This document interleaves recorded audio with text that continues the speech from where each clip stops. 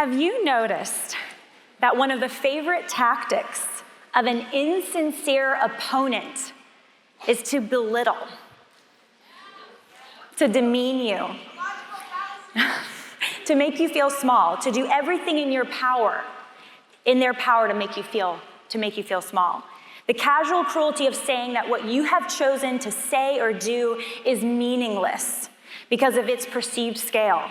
Maybe you've experienced this on social media when you've stood up for your beliefs, or maybe among your peers when you voiced an unpopular truth. There are a lot of brave women in the room today. I just want to celebrate that for a moment. Celebrate all of you. And the fact that you are here today, you've been here at this event, means that you care about what is happening in the world and that you have a determination to do something good and honorable to make this world better. But we see the tactic of belittlement play out at different levels every day. In the most important conversations about God and our eternal future, size is often used to demean the truthful and the faithful. G.K. Chesterton, the famous Christian theologian and 20th century philosopher, reminds us that our entire beautiful earth is merely a small star, a speck in a giant galaxy.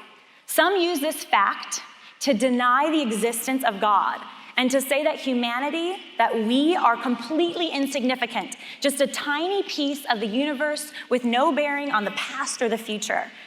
But Chesterton disagreed with this assessment. He says, "I do not believe in dwelling upon the distances that are supposed to dwarf the world. I think there is something vulgar in trying to rebuke spirit by size."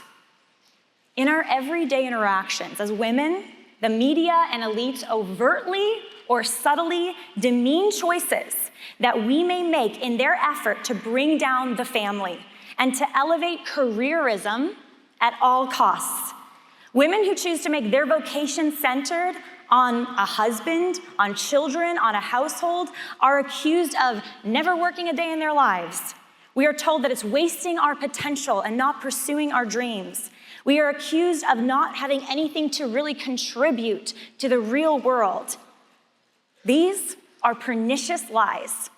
Saying that spending our life raising a family is a waste of time is like saying that because the universe is so vast, there is no God. And if there were one, he would not care about humanity.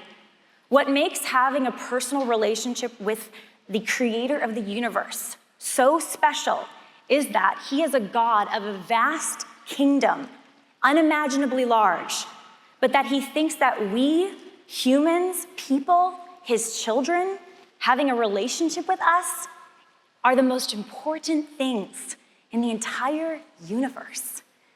When we choose to prioritize family and children, community and love, meaning, we are not doing something small.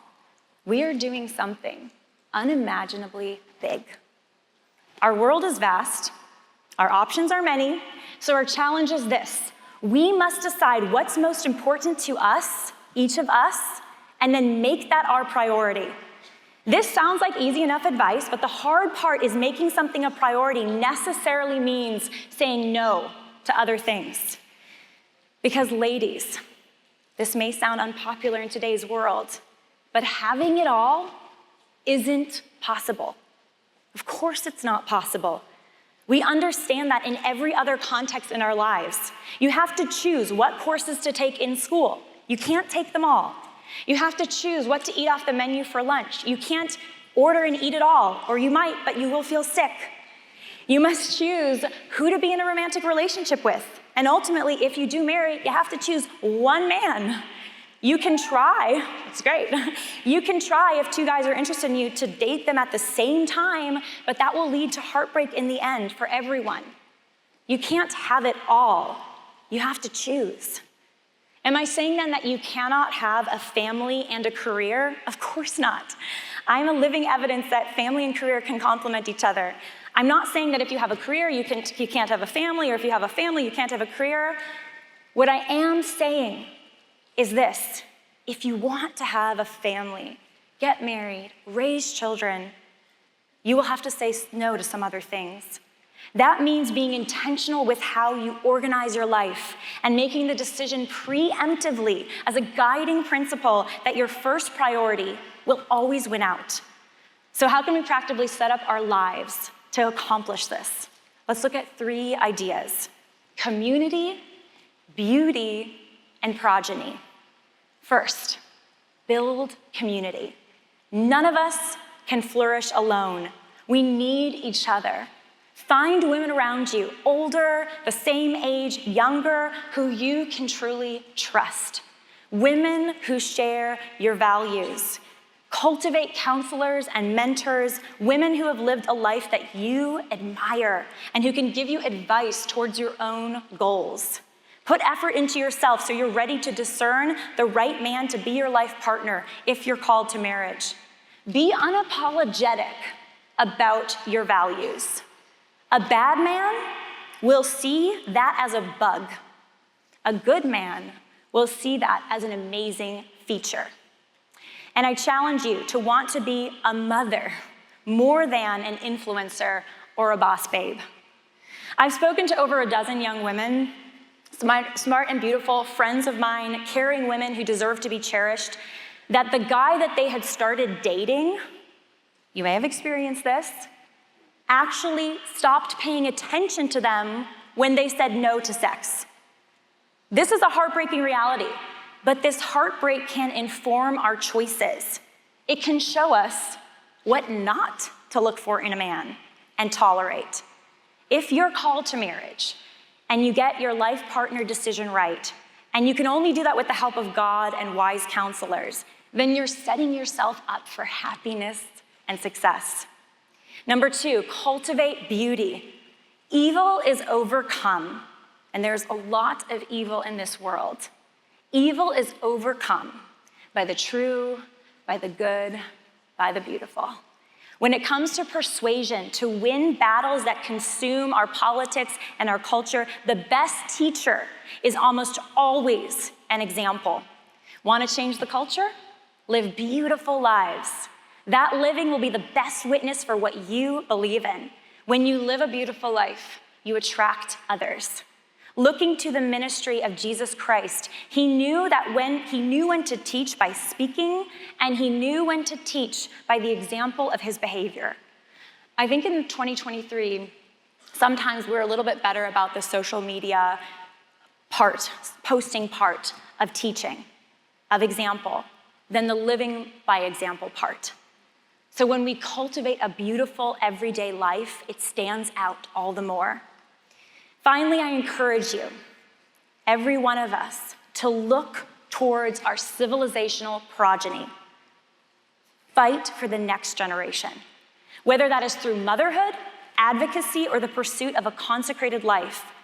Feminism has lied to you that children are an enemy, the way that your dreams will die, that children just aren't worth it.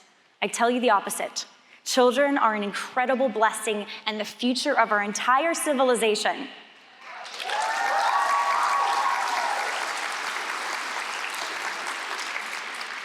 I deal with politicians and craziness in media every single day, but the best part of my day is being a mother to my 2 little boys and a wife to my amazing husband.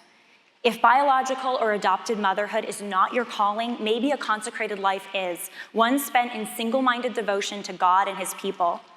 But even without biological children, every woman, every mature woman, I believe, is called to be a mother figure for others.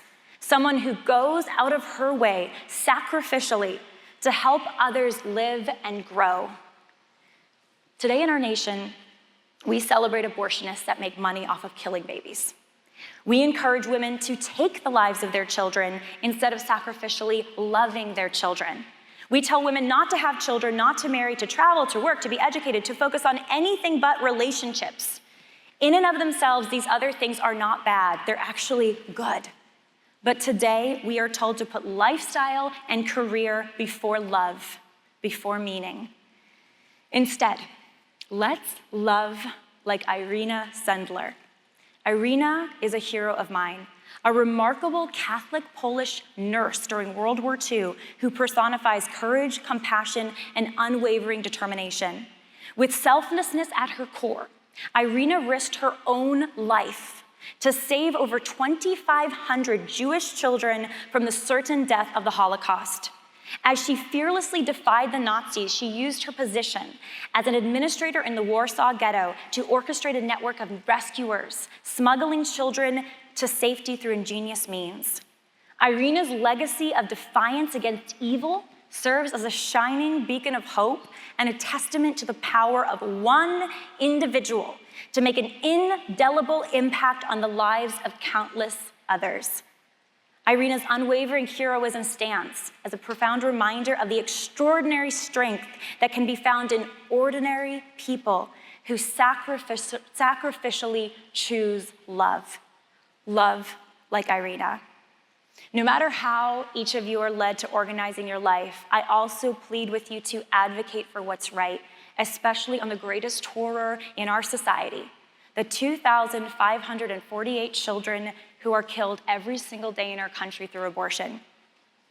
One of the greatest challenges our nation will have in our lifetime is also our crashing fertility rate. There are not enough babies, not enough people. We can do two things. We can lead by example. If called, get married, have families of abundance and care. And most crucially, we must save the children who are dying every day. We must pass laws that legally protect them, that put abortionists in jail.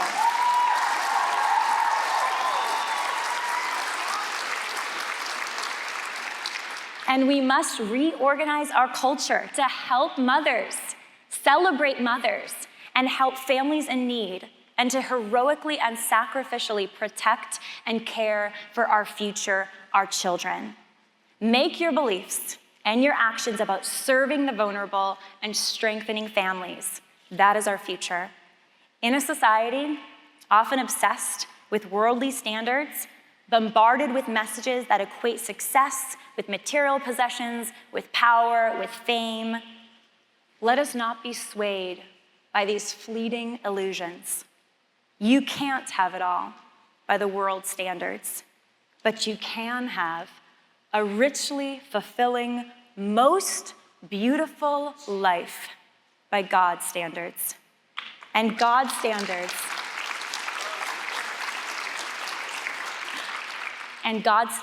are what count. Never let anyone demean your spirit by size. Remember, from the smallest things, we discover the most beautiful. Don't focus on size, on what is flashy and fleeting.